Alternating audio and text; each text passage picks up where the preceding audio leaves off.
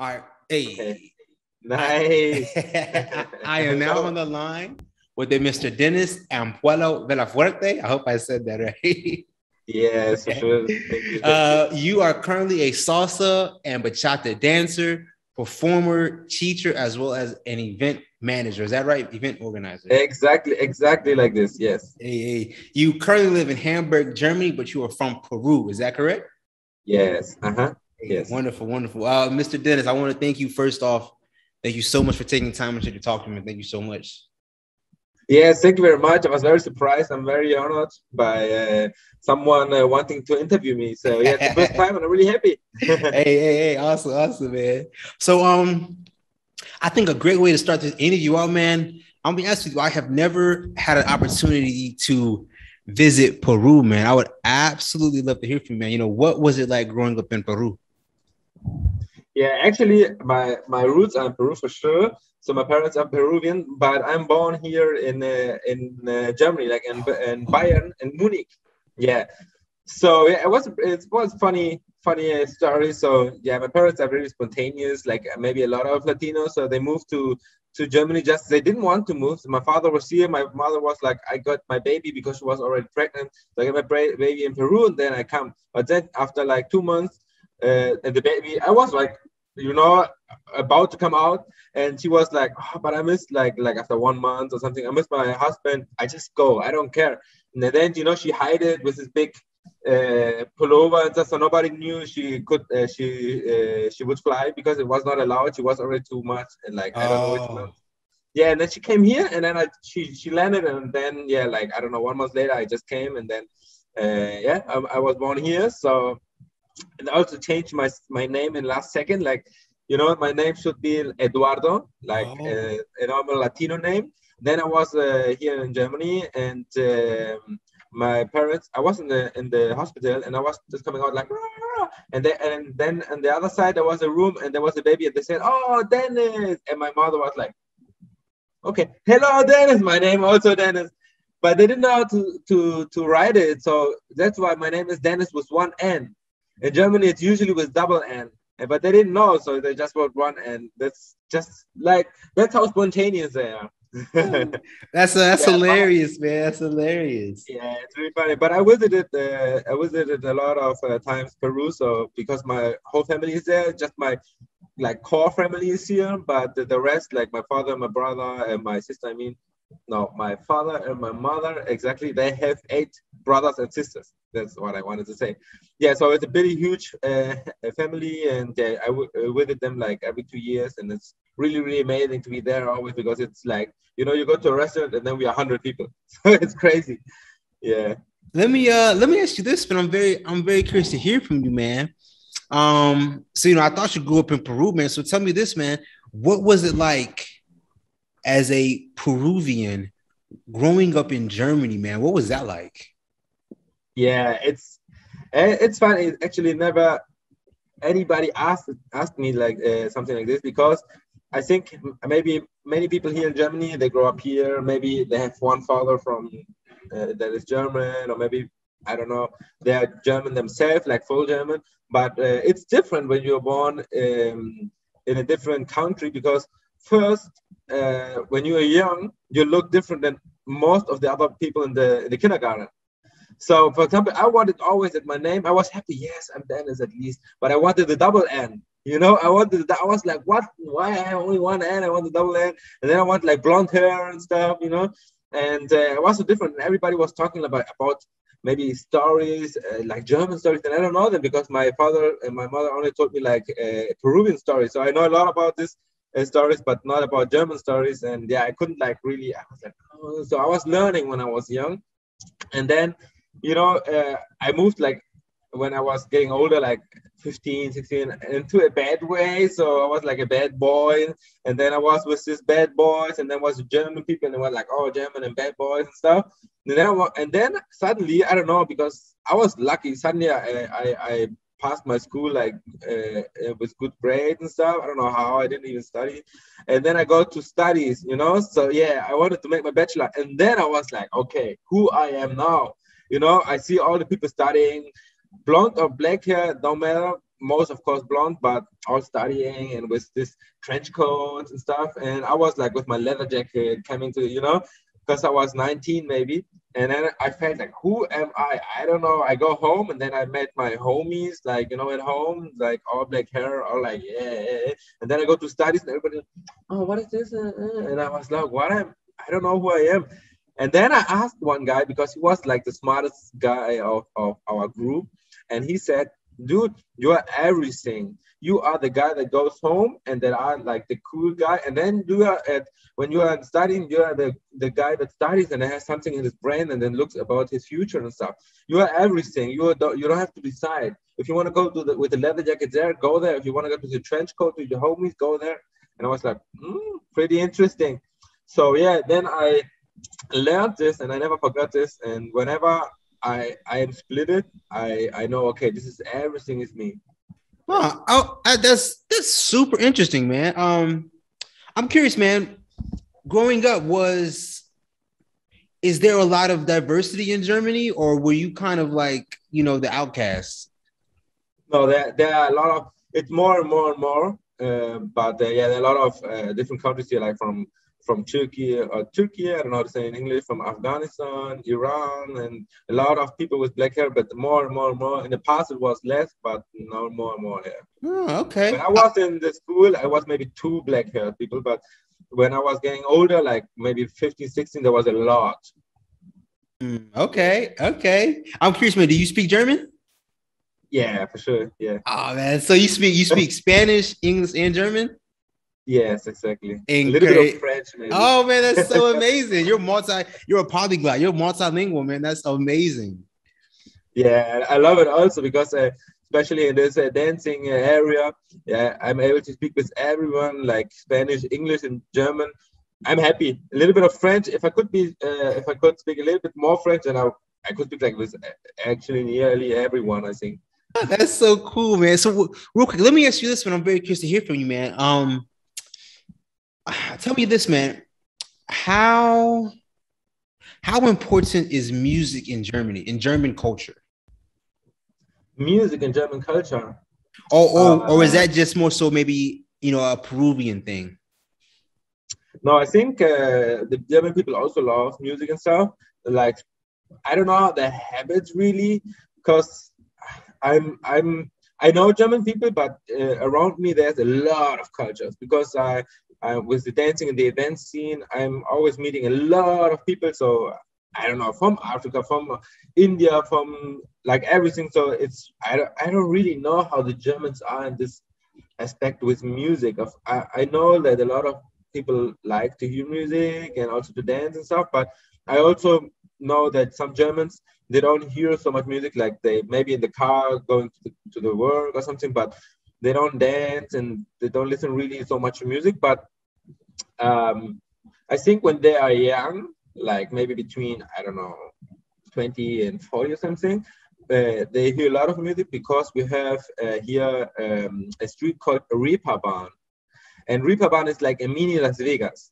It's like, 1,200 parties, maybe big and small, in like one street, and like other street that go from the street. It's one huge area. So everybody goes there, like, before Corona. So that's a pretty big part, I think, of the Hamburg culture. So yeah, I think especially when they're young and they go to party, they have to listen to music in order to go to the party. I'm curious, man. Tell me this, man. You kind of brought it up. Tell me, man, how has COVID affected Germany? I guess Hamburg specifically. It was really tough for me especially, but I think it was hard for everybody. Maybe if you don't have anything to do with art and you just have a normal work, like, I don't know, you go to whatever, something normal, that is like that you can do also at home, then you're not as much affected. Like my parents, for example, he's an electrician or something like that, and my mother works like for Rossmann. I don't know if you know, it's like in the shop. They just they had their normal life. So and my sister was pregnant, so she got a baby, and then their life was better than ever. So they could work and they had a new baby and everything was fine. But for me, it was really bad. Like I lost everything, it was really crazy. I was event manager and dancer. In this case, like 95% dancer. I lost all my groups, all my classes, no events, so I couldn't dance anywhere. So everything lost. That was really hard. You know what happened? Normally I don't say this, it's so private, but I don't mind. It's okay. I lost even a little bit of hair here, like a little hole. You know, I was so stressed. I didn't even know because I'm not always like positive and happy and stuff. Then I was like, then I was like, what the? Oh shit! And I was like, okay, I'm stressed.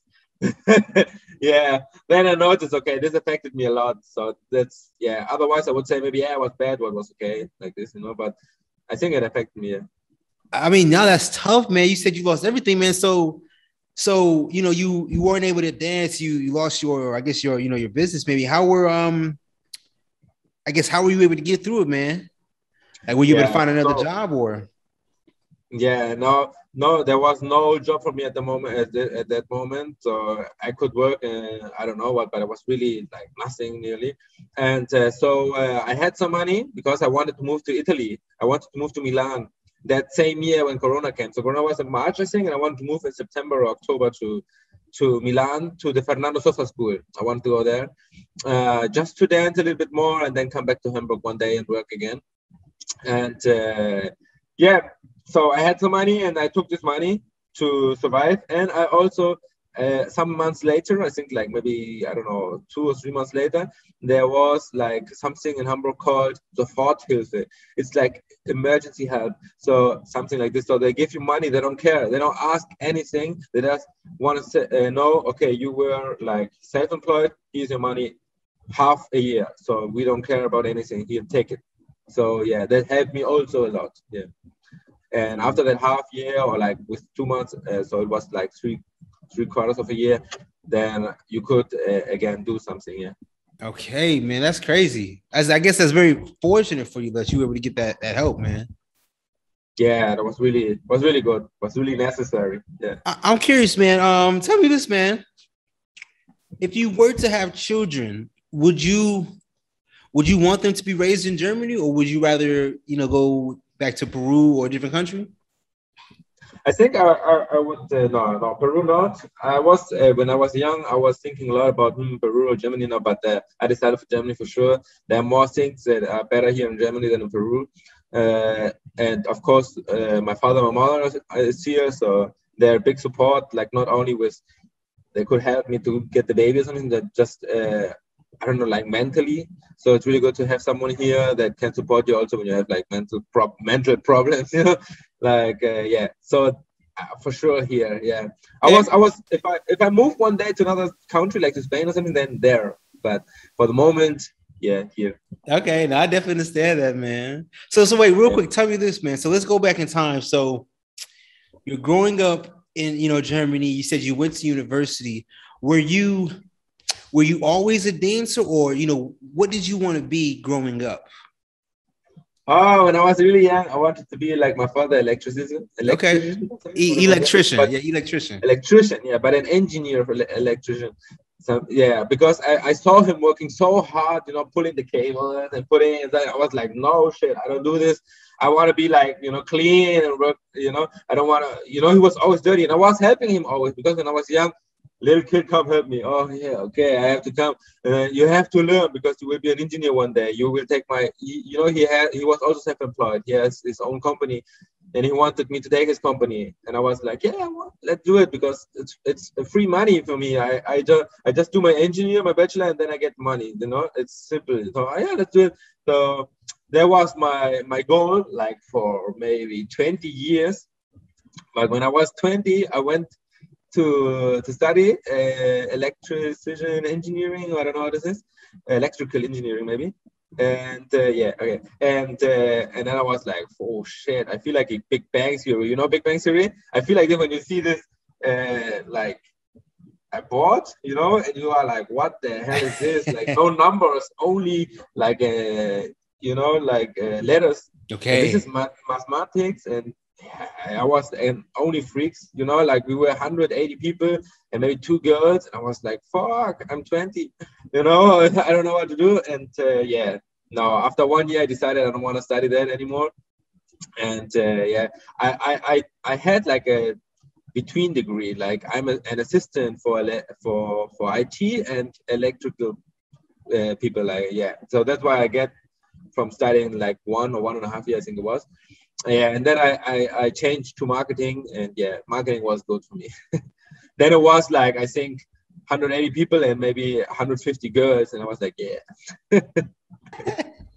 So let me ask you this then. So you're going to school for marketing and everything.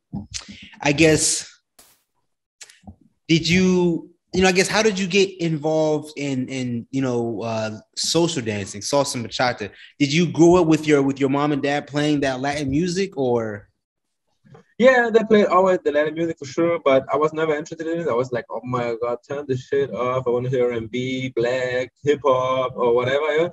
I want to hear this. What is this? And I always went. My mother is also a band manager, but just for fun. She didn't study it. She just in Peru. She had I don't know how to say, like a party.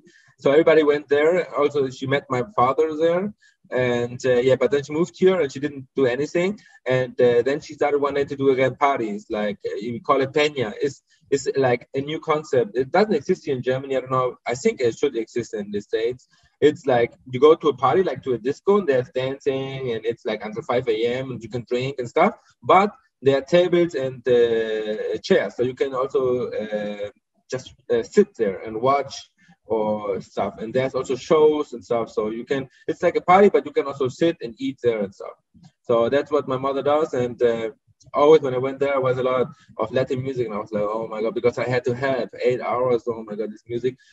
And yeah, and then one day I was, I think, 15 or 16. And my brother, I have an older brother, like 11 years older. He started to teach salsa. And he said, hey, come on, man. I want to spend more time with you. You're my little brother, and you should dance with me. It will help you. Imagine one day you will have a girl, and she will be like, I want to go to a party, and you will be like, oh, I stayed at home because I can't dance. And then you want to see or know how he dances with other men. I was like, oh shit, no. And yeah, and then I met a girl, and she said, oh, because I told her that my brother wants me to dance. I went, I want to go, and I was like, I'm interested in this girl, let's go. So yeah, then I was with her, but it took me 1 year to have fun with Latin music. Yeah, I was not having fun. I was just going because she's going there. And yeah. But real quick, you said you were 15 or 16, you said? Yeah. Okay, so help me understand. So you're 15 or 16 and you have an older brother who starts teaching in Germany? Exactly, yes. Okay, and so who taught your older brother? Your mom or who? I actually don't know. No, my mom not. My mom is also a dancer. She was also like a marinera dancer. Marinera is like the most famous dance in Peru. Okay. But and I had also to dance folklore when I was younger and stuff. But my brother started dancing salsa and me as well really late. Like I started with 15 and he started maybe, I don't know, 2 years before that. And I don't know with who. I don't know who was his teacher. Maybe different teachers. Okay. I don't know. Okay. Okay. So tell me this, man. Tell me this. I'm very eager to hear from you, man. Going back to that when you're 15 or 16 and you're just learning bachata or salsa, man. Tell me about your beginner stage learning salsa. You said you didn't have fun for 1 year. Oh yeah, it was because I didn't like the music. I was like, 15, 16, you're the full, I don't know how to say, like puberty, I don't know how to say in English. The state where the kids are like, puberty. Is that puberty? Yeah, puberty. Exactly. I was, in the center of the puberty. So I was like, I'm a gangster, I'm cool. And then I have to like, the salsa things, And I was like, oh my God, if some of my boys see me doing this. Yeah. After 1 year, they knew I do it, And they were, oh, the salsa boy. I like, shout out. Can you do some step? Ooh, like this, They were always like doing this shit. And I was like, oh my God. Yeah, but at the place, it was really because I was so stiff, I was doing gym and stuff, because I want to be strong. And then I was moving like this in the salsa, And it took me so long to learn, and I was so stiff, like I couldn't move anything. And yeah, but after 1 year, I started to have fun, and then I started to dance more and more, like 2 times a week, 3 times and more, and going out with my brother and stuff. Yeah. So real quick, tell me this, man. You kind of spoke on it, man.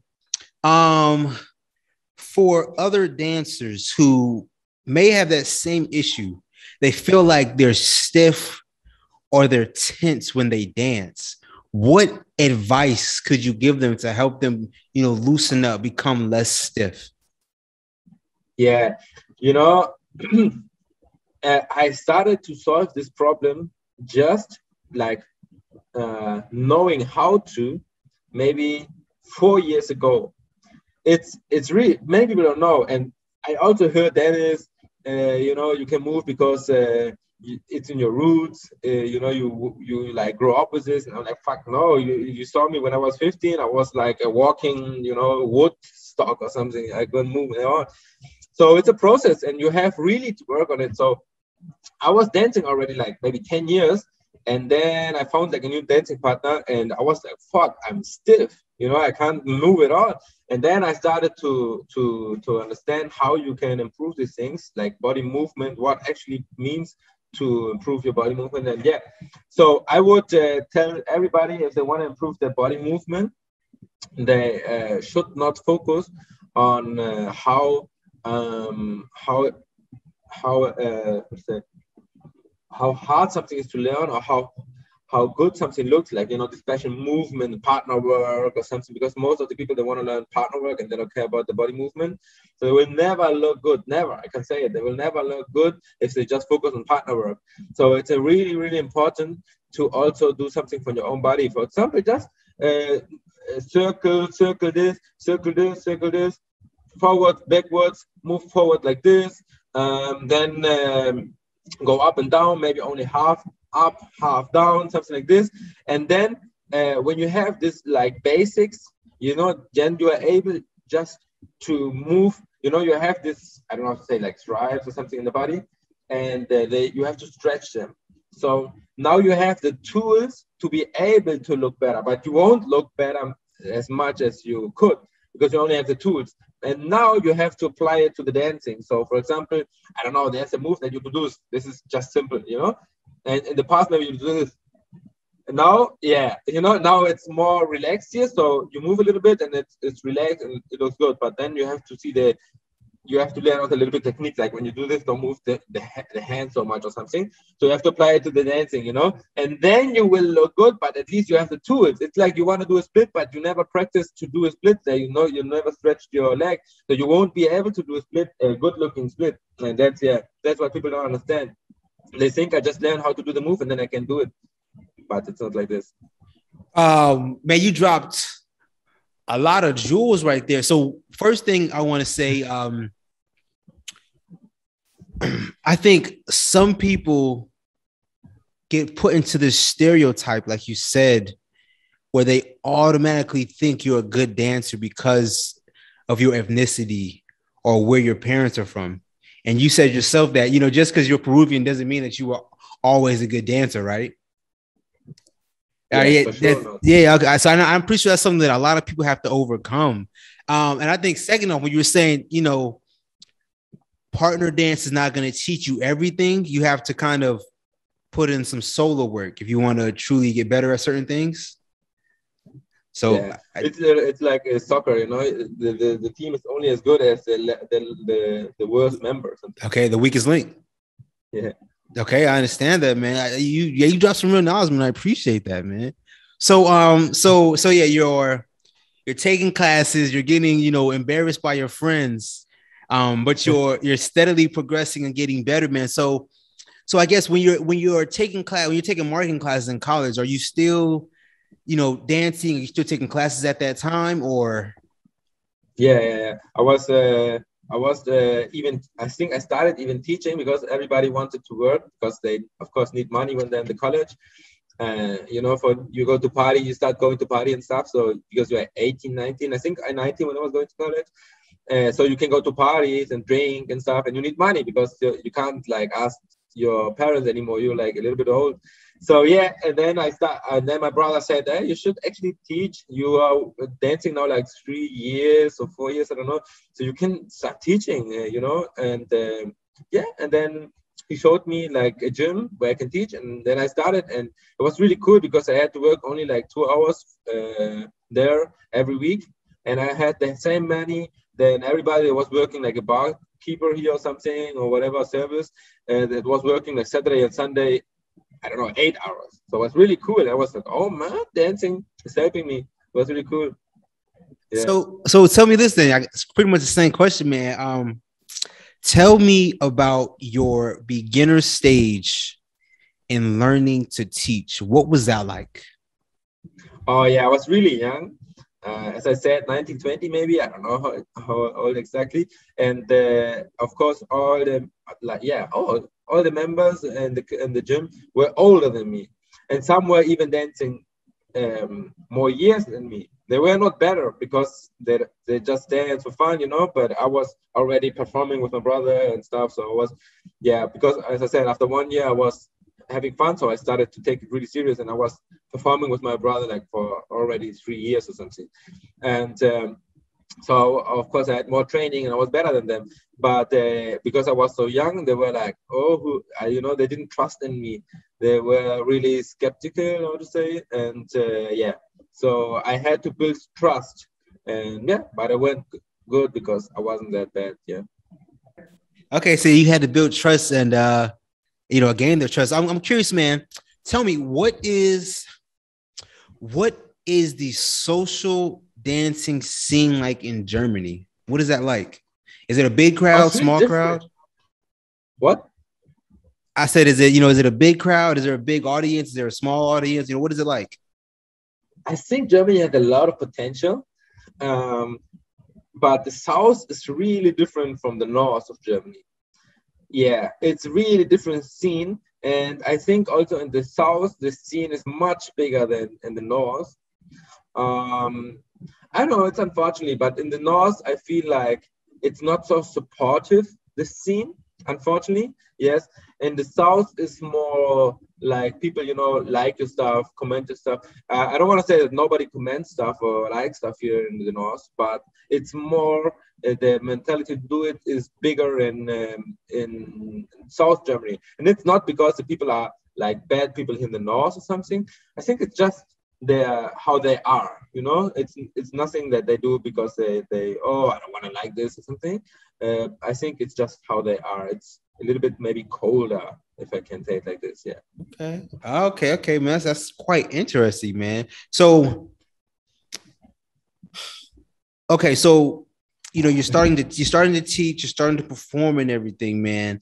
I guess what happens for you after you get your marketing degree? Do you decide to go get a 9-to-5 job and do marketing, or are you enticed to start dancing full time? What happens for you? So my first goal was always to finish just my college, because then I know that whatever I do, I can take just my degree and get any job and have like a minimum amount of money. So that what I wanted. So when I finished my college, I just went into doing Zumba and gym and stuff. So I wanted to work with my body. I was like, fuck my brain. It's already fucked. I don't want to use it anymore. And then I was like, I went to different gyms, and then I got employed by different gyms, and I did Zumba. I did, this, how to say, for the, this stuff, and where you do this, the courses, like where you do fitness with the people. Oh, like group exercise classes, or? Yes, exactly like this. So I did for them like core training and. Okay, you like a personal trainer? Yeah, but not personal, like for groups. Okay.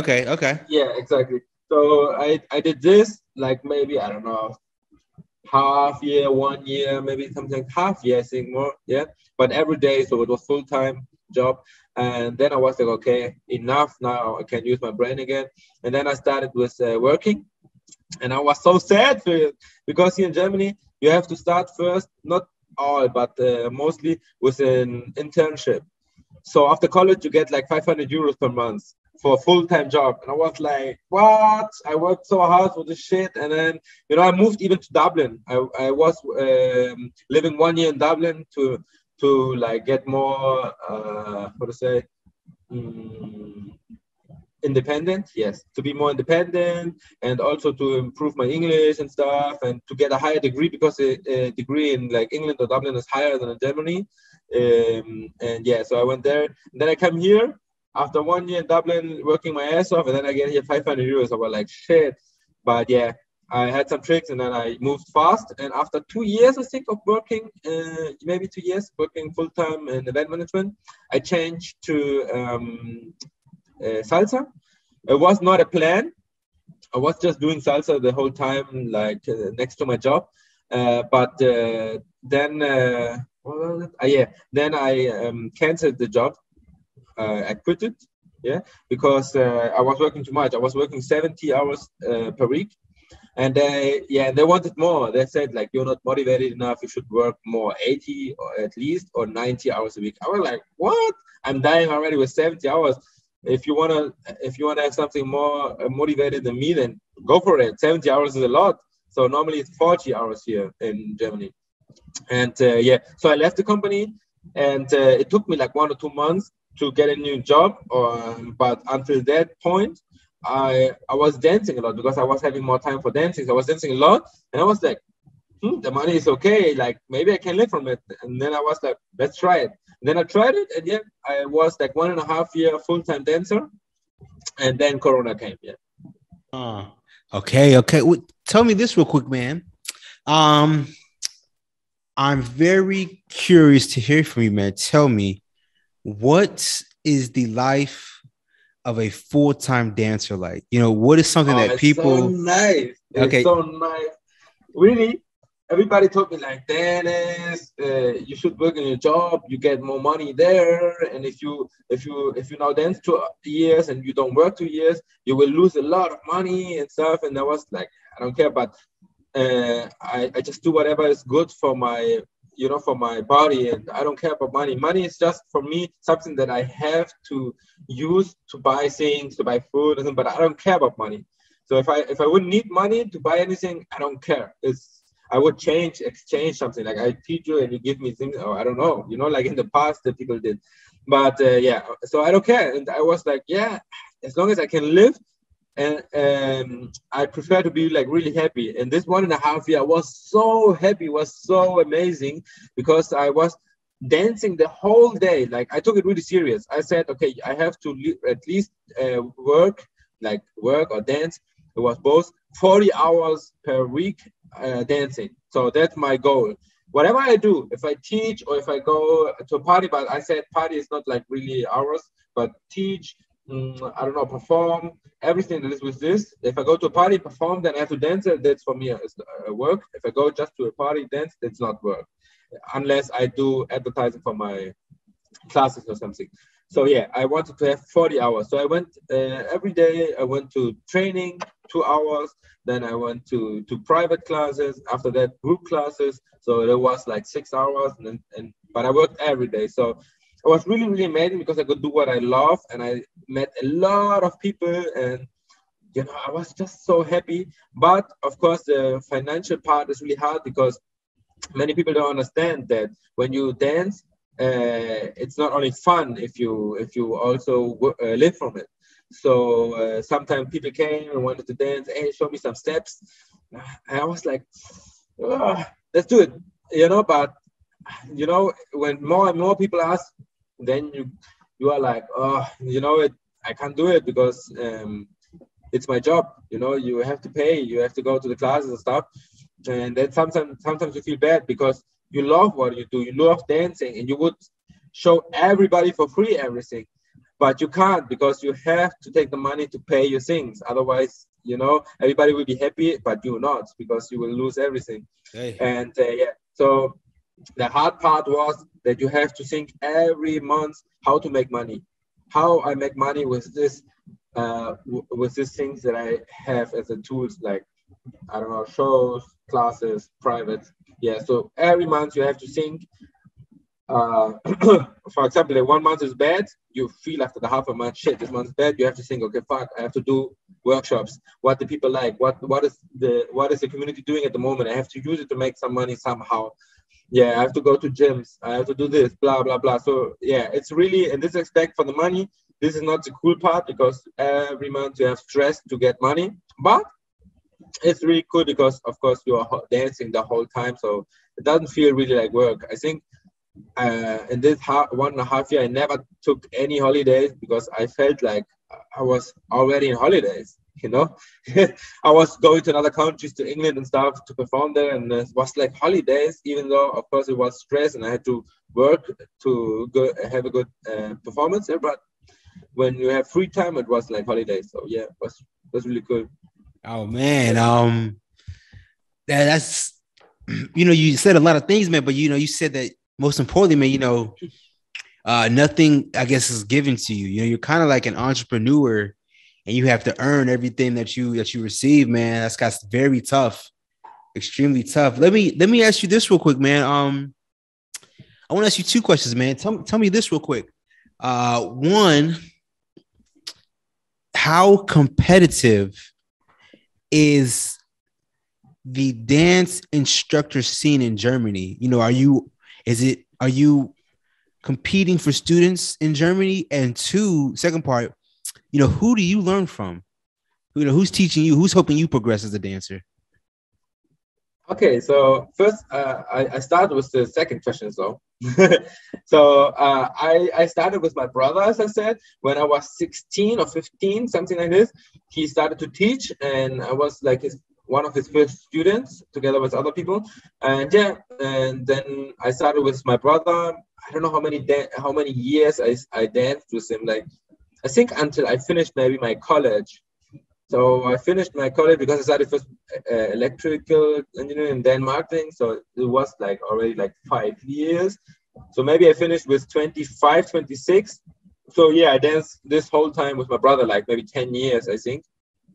And yeah, then I started to dance by my own. Yeah, doing my own things and stuff. Yeah. So with my brother for sure, and later with other instructors all around the world. And at the moment, my biggest idol and my sensei forever is Rodrigo Cortazar. I don't know if you know him. He is the dancing partner of Bercy Cortez.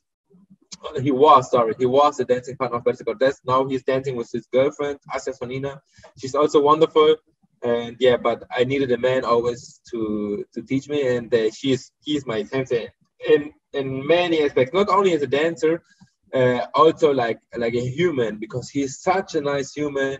Don't want to give so many props here, but yeah, he's an amazing human. If you meet him one day, he's amazing. Where is he from? He's from Mexico.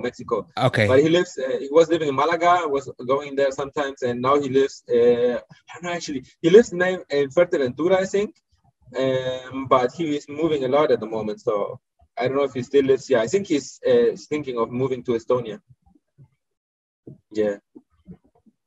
And so what about the first part of the question?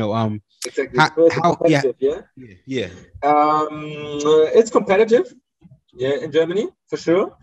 But my goal was never to compete with the other salsa and bachata dancers here in Germany, because I noticed fast that the scene is not big enough and not worth to fight for it. So I was teaching only for the Hamburg scene. At the first moment, I wasn't even teaching. I was just performing and making money with performances and private classes, and doing maybe classes for other gyms. Oh, your dog.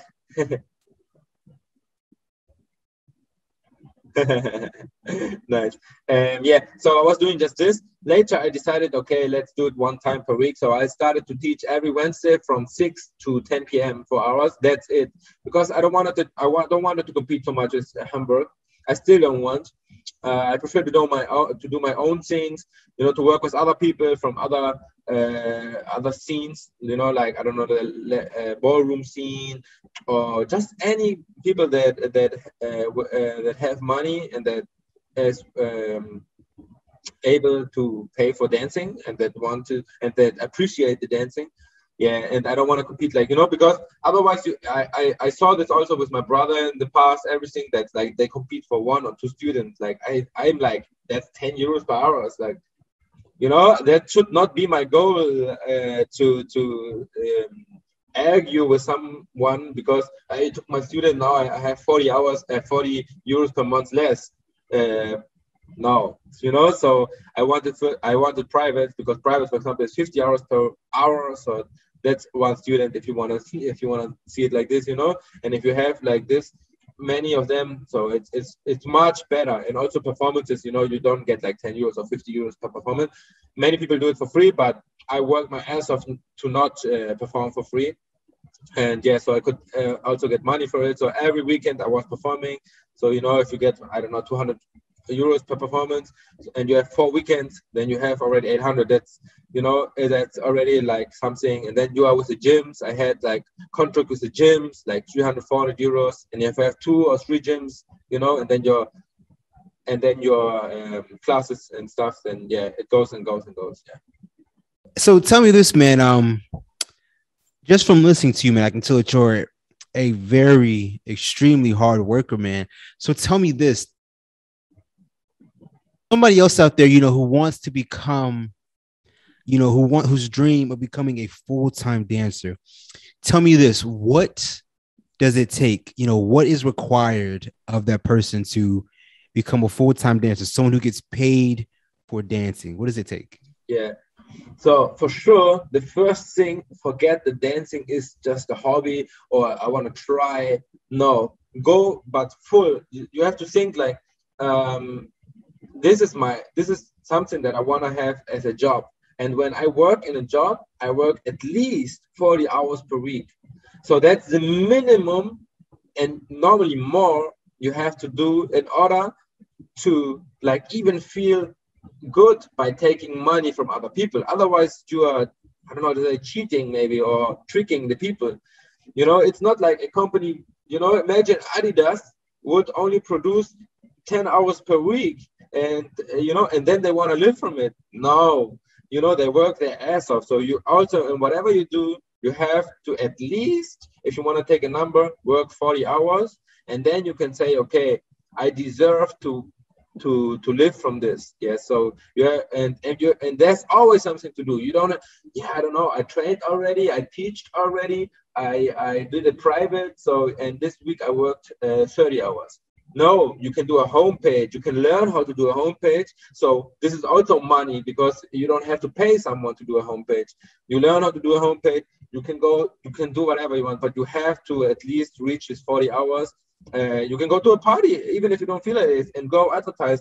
When, you know, if you get just 2 students, it's 80 hours, it's 80 euros that you get. So yeah, that's how you have to think.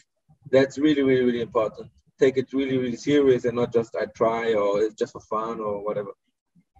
Okay, that's super, super important, man. You're right about that. That's extremely important, man. Let me ask you this real quick. I'm very curious to hear from you, man. Tell me, what are some lessons that you've learned from dancing that you're able to translate to your everyday life? Something I learned from dancing. That I learned from dancing, or that I learned from another person teaching me in some dancing classes? You can answer that however you want, man. Okay. Let me think. That's interesting question. Something that I learned from dancing and I've taken in my real life. Dancing teach me so much, so I have to know it normally now. You know, I had so many moments where I was like, oh man, this is teaching me even to live the dancing. And now I don't remember. So what for sure is that in the past, maybe when you couldn't travel so much and didn't meet so many people, it was like, oh wow, it's from the States. You know, it's like something new, or from Africa or from South America. Oh, how is it? How are you? You know, you think they are really different. But when you meet with dancing, you teach someone, you see they learn how you learn. They have the same problems as you have. I don't know. They are just, I learned that everybody is so like, of course they have different cultures, but at the end, we are all equal. And it's so funny. And that's what the dancing showed me for sure. That I can be to everybody this like how I want. I don't have to, maybe he's different or something. I just be how I am, and he's just a human. And if he likes me, he likes me. If not. It's not I have to be different because of his culture or something. So this is something that dancing, for example, showed me, to be that everybody else is like the same at the heart and brain at the end. Yeah. Okay, I definitely understand that, man. I feel like maybe the word is like maybe either compassion or empathy, but I understand that, man. I definitely understand that. Let Yeah, me. that's Oh yeah, okay. Yeah. You also, man, you kind of brought this up earlier, man, when you said that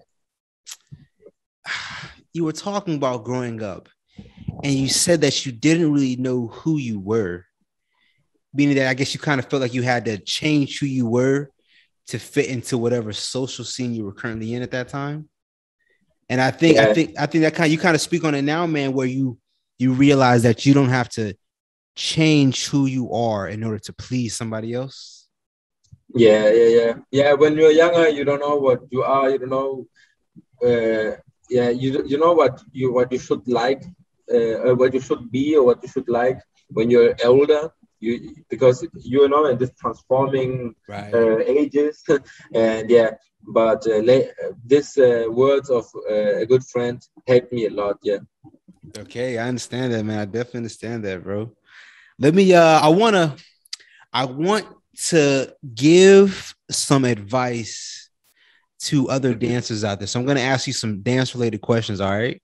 Yeah, sure. Shoot. So for someone who, maybe discovering a new hobby or, maybe in this hobby for 10 years, uh, say this person they feel like they're not progressing. They feel like they're not getting better. They're stuck in this rut.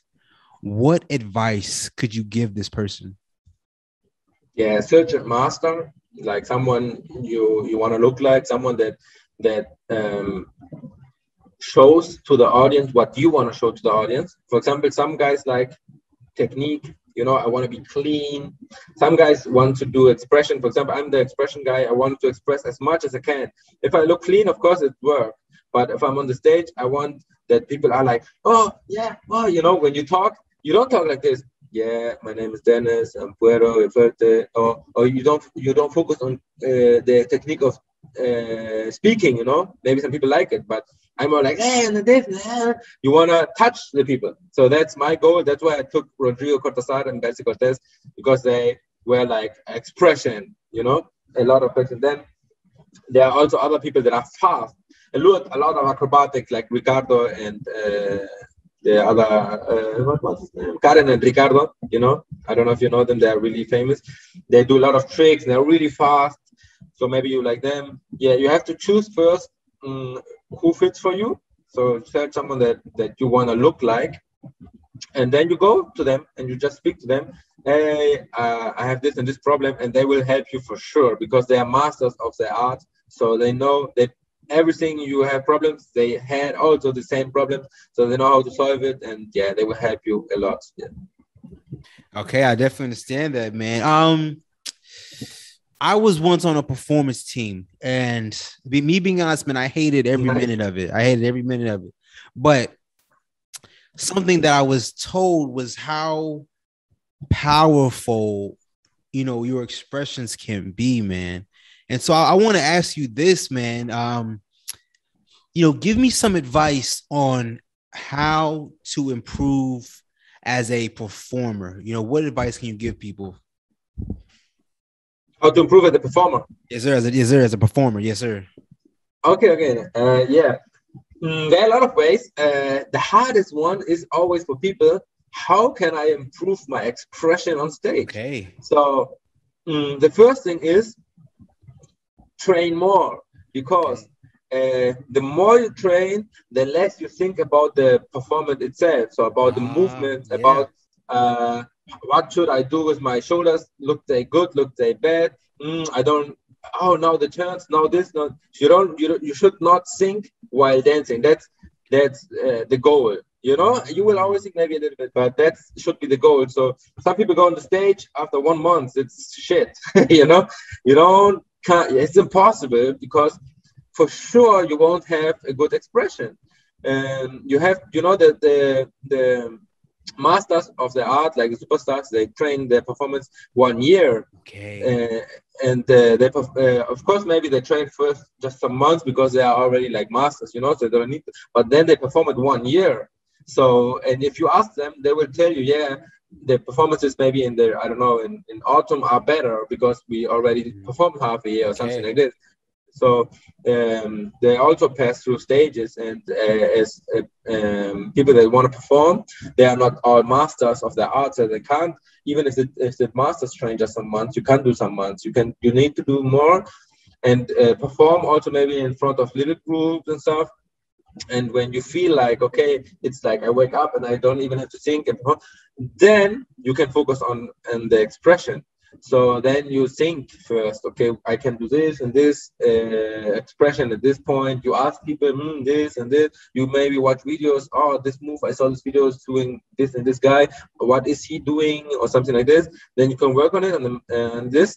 And of course, you have to have a song that you love also, because at the end, it comes all from here, you know. So you have to love the song and the performance as well. You have to be really happy with it. And of course, there are a lot of tricks to express more. But yeah, this is the main things that you have to follow first. Yeah. What I'm hearing, man, what I just heard from you is that, and it kind of hurts my feelings, man. But when I was on that performance team, man, I hate to say this, man, but I didn't give it my all, and I was probably half-assing it. And what I heard from you is that if you want to be successful, bro, you got to give it your all, right? You got to really delve all the way into it. Yeah. For example, in the past, when I was younger, I was sometimes the performance teams of my brother. And I was doing it. I already can do the move. I just, you know, when I perform just really relaxed. And no, later I noticed that's not good. If you don't have energy enough, okay, you can do maybe a little bit less, you know. But you should always go 100% in the training. It will help you for sure. If you go 50%, half of the training, and the other 100, your show will look for sure much less better than if you go every time 100%. And that's really something that I also noticed. And it's really important to give always 100%. Yeah. It sounds so blatantly obvious, and it's just, you know, it's something that I'll have to work on, man. But I definitely understand that, man. Let me ask you this. Why was it for you that you couldn't give 100%? What was happening? Oh man. Why did I not give 100%? Me being honest, man, I feel like I've probably given 50% my whole life, man. And so I've just been lazy my whole life, man, if I'm gonna be honest with you, man. Okay. And but you're in the military, so there you have to give 100%, I guess. I mean, yeah, I ain't gonna speak on that, man. But you know, it's like, it's, you know, growing up, man, you develop bad habits, and if you never correct those habits, you know, I am. How do I say this? I am a product of the choices I've made in life. I think we all are. Okay, yes. Yeah, we all are. We all are a product of that, man. So, yeah.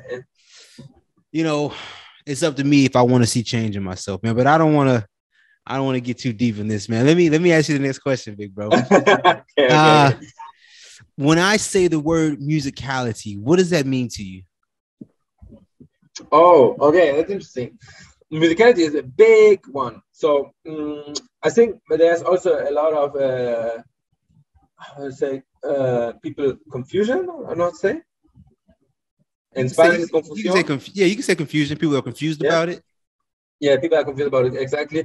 Because many people, I think the musicality is just, for example, I don't know, I hear a song, and if I'm able to hit the accent, or I don't know what to say, like, you know, there's something like dum dum, and you hit it like dum dum. Oh, I'm a musicality master or something. No, for sure not. You're able to do 2% of musicality. You know, 2%. If you hit the things, and say maybe 5. Let's say 5. You know, but that's nothing. 5%. If you can hear the music, oh, nice. You're dancing to music now. You know, because many people dance and they don't care about the music. The music ends, and they're still dancing. There's something like dum dum, and they don't care. They're turning dum dum, you know. So then you are dum dum or whatever, Okay, you can hear now the music. Nice, happy birthday. You are able to dance to music now. So that's 5%. And then there's 95 more percent. And that is a huge world, because you have to imagine people study 5 years to learn a guitar. People study 5 years to learn trumpet.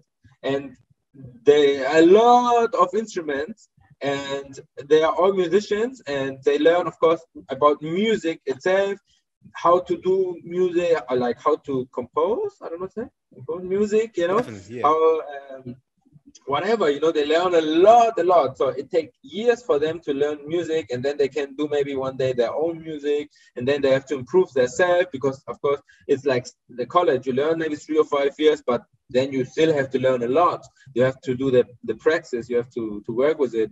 So, and they work every day with this for years, imagine. And after maybe 10 years, they know a lot, not everything, but a lot about music.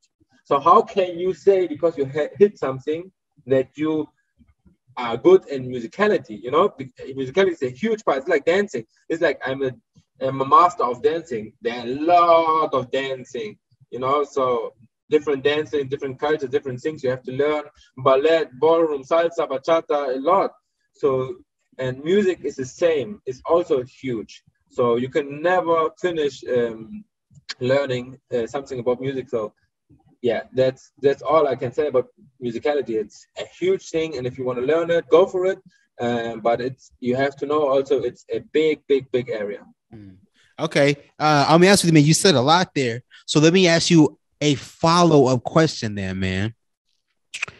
How does somebody learn that other 95%? How does someone improve their musicality? Yeah, I guess if you have in a special area like salsa, for example, and you want to know musicality about salsa, for example, there are always instructors that can teach you. I would prefer always to take a musician. The bad thing about the musician is that he maybe is not able to dance, so he cannot show you in the eyes of a dancer the musicality. He will show you maybe more theoretically, how he learned, because he went to school and stuff, and he learned it there at the college, and that's how he was teach. So he teaches the same way. If you are a dancer, I think people that dance already like a long time, they would only start learning musicality. So one day maybe they will teach even musicality, and then you can also ask them. For example, my teacher Rodrigo Cortazar, he is also musicality teacher. So he teaches the history of salsa, he teaches musicality, and he has really good way how to teach it. He's famous for this. So when he is booked, he is always also doing history, musicality, and fusion. That's what he does very often. And I learned from him a lot. And because he also says always that he doesn't know everything, you never stop learning, even though he's like a master. Then he brought some people. He brought, for example, now I forget the names. I told someone the name because someone asked me about musicality, and I told her how she would find something. Let me see a second.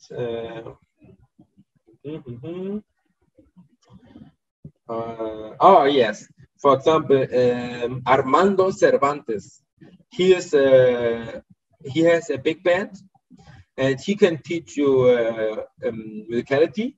Then Joaquim Rodriguez, I don't know if you know him. Joaquim is from, why I forget everything, from La Máxima 79. I hope I'm not saying shit. You know La Máxima 79, yeah? I don't know. I don't say it again. Now I hear you. What? Well, who do I know who? La Máxima 79. I don't know, man. I might not. Creo que no. Okay, give me a second. If I don't want to say something that is not true, so let me find it on Google for a second. On YouTube, I mean. Man, how can I forget this? No, you see, that's why I'm from La Tromboranga. Tromboranga, you know Tromboranga? I don't think so, no sir. Yeah, he is the leader of Tromboranga. Yes, Tromboranga. Es la máxima 79. Holy shit. So here's his name is Joaquin Arteaga. Yes, Nick Ortega. Oh my God, Arteaga. Joaquin Arteaga from Tromboranga. He is amazing because Tromboranga is a huge, really famous salsa and also other. Music big band or band maybe, and they're really famous and really good, and he is a leader and he knows so much about musicality. If you Google him, actually I want to send you this. You have to watch at least this. Wait, Okay, give me a second. send it to me. I'll post it in the description as well, as other people can watch it. Yeah, that's something really that everybody should watch here. So if you don't know anything about musicality, you can start with this link. This is the basic structure of a salsa song explained by Joaquin Ortega from La Tromboranga. And he explains how salsa songs are built. And if you watch this, you maybe will not understand everything. And you will notice also how much you don't know. And then you want to know maybe more. And he offers a lot of classes and stuff. And of course, also Rodrigo Cortazar also can teach you a lot. And yeah, there are different teachers out there that can teach you about musicality. Yeah. First, it will be like, oh my God, what is this? I don't understand anything. But you will understand after 2 or 3 sessions. You will start understanding and connecting everything. Okay, that's amazing, man. That's absolutely amazing. Let me ask you this final question, man. Can you give me one tip, one piece of advice that can make anyone a better dancer immediately? One tip that can make everybody a better dancer immediately. Yes. Stop your ego. So forget I'm the best of this city, or I'm better than this one, or I'm just the best. You know, forget about everything. Forget about, oh, these people are watching. Maybe they think I'm bad. Oh, these people should think I'm good or something. Forget everything about this and just focus on your own feeling. Focus on what you feel while hearing the song or while performing or whatever. Just focus on it and express what you feel. Just don't care about anything. Just no brain, just feeling. Be happy and go for it. Yeah. Okay, I like it. I like it, man. Forget your ego. I like that, man. That's definitely. I'm pretty sure that's probably an issue that a lot of people get hung up on, man. So I definitely understand that. Mr. Denis, man, I wanna thank you so much, man. For taking your time out to talk to me. Yes, thank you too. It was amazing. You do really good questions, and I love also your flow. This American flow. Also, I like it really. It's really good. It's really good. You remember me also of friends that I have. I have here friends. I think that one is from Ghana and one is from Mumbia. I don't know. So you remember me? They look like you really. I call him. If I show you a picture, it's so funny. I call him Sambito. Okay. And he knows it. He loves it. He Sambito, and he comes, hey, here comes Sambito, because he has this curly hair. Okay. Yeah, we call it in South America, it's Sambito, when your hair is not like this, like the blonde hair, but it's a little bit curled. You have also like curled hair. Okay. It's Sambito. Okay, Sambito. I call him okay. Sambito, and he was always going with Vito party and stuff. Okay, yeah. hey. I miss him, really. I miss him. That's awesome. I should meet him again. Yeah. You should definitely text him, man. You definitely hit him up, big bro. Let me let me ask you this real quick, man. Tell me this real quick. I know times are kind of crazy right now, but tell me this, man. What are some of your upcoming events? Do you have anything you want to plug? Anything you want to share? Yeah, sure, for sure. So I did just some open air events in the city center of Hamburg, here where I live in Germany. And now we will do, actually I can't say everything. Okay. But there are some, yeah, but there's next year coming, this maybe I can say, a Salsa and Bachata festival that I will do. I did once in 2016, now I will do another one, maybe because we found some good partners. or I found some good partners.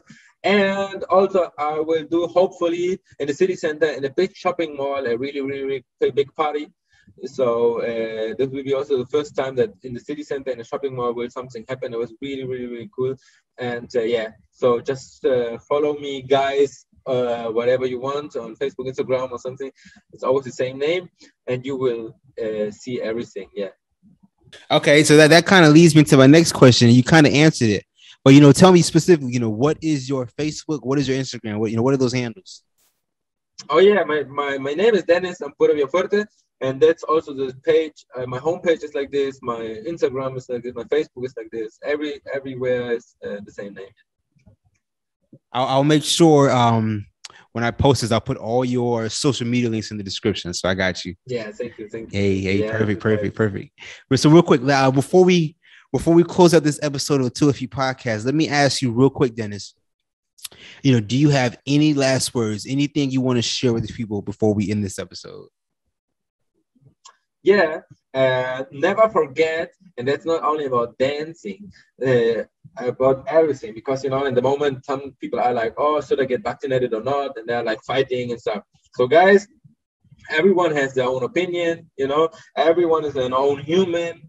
Let them live yourself, and the main thing is really that at the end, whatever opinion we have, or whatever you think is the right way or the wrong way, we all are one group or one family. So don't treat other people with hate. Just try to be with everyone in the atmosphere that is really good.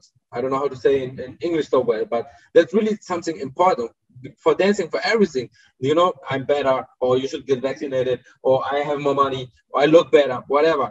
Don't care. Just focus. You can look better. You can have more money. Whatever. It's your opinion, but at the end, focus on being as a human race, a good community, and not to have hate in the air. Because if community splits, that's the worst thing that can happen for all regions. At the end, we will have vaccinated people and not vaccinated people.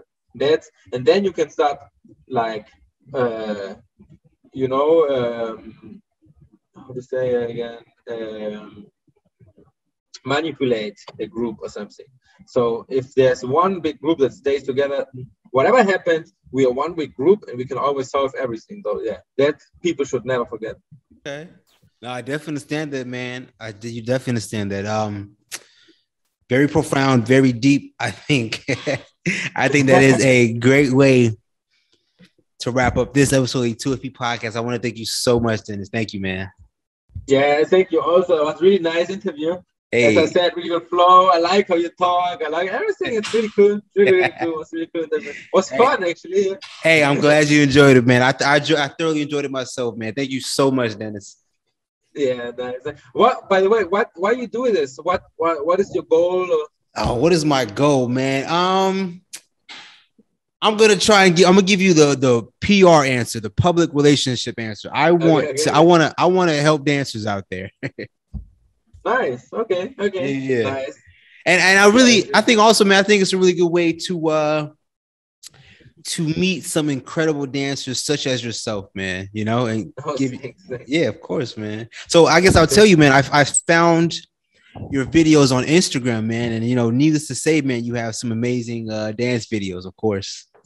Thank you so much. Of course, man, and I can see, how much work you put into it, man. So I saw the videos and I was like, it would be an honor to have him on the show, man, and you so graciously accepted to come on, man. So I thoroughly appreciate that. Thank you so much. I also want to give some props to your interview skills. Really, really well done. Really good. So I really appreciate that. It was really, how it should be. It looks easy, but it's not that easy. So you really well. Really well. Hey, thank you so much, Denis, man. I really appreciate that. I really do, man. That's all it is.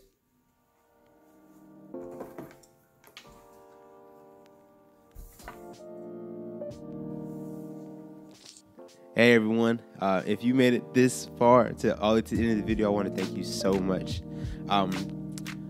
my overall goal with making these interviews and these episodes is to give a voice to dancers, to give them a platform to speak their story. So if this is of value to anyone, then that means the world to me. My overall goal is to give value to the dance community. So if you find no value in this, then I urge you to please let me know where I can improve on. I truly want to, just give value and content to the dance community. So please let me know how I can improve, where I'm messing up, because to be 100% honest with you, I'm learning along the way as I do this. I truly am. So to be able to interact with the dance community, it means the world to me, because it gives me feedback and it lets me know what I'm doing right, where I can improve upon, what I'm doing wrong, which I feel like might be more important. So please, if you all could comment and just let me know what you think, it means the world to me, because that feedback just helps me improve. So please comment as well. Please like and subscribe. That means a lot as well. But I want to say thank you so much for just watching this, because it means the world to me. I want to take you on this journey of the Two Left Feet podcast. I'm very excited for it. So once again, thank you so much.